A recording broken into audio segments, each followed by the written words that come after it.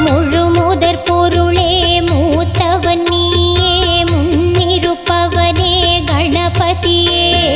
தொடங்குதல் எதுவோ துலங்கிடச் செய்யும் தும்பிக்கையோனே கணபதியே ஓமெனும் ஒலியே ஓங்கார வடிவே உனை பணிவோமே கணபதியே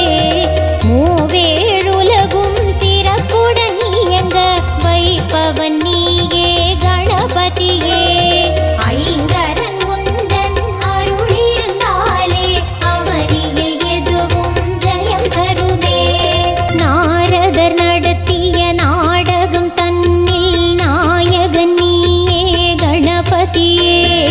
பேரறிவுடனே பெற்றவர் தம்மை பலம் வந்தவனே கணபதியே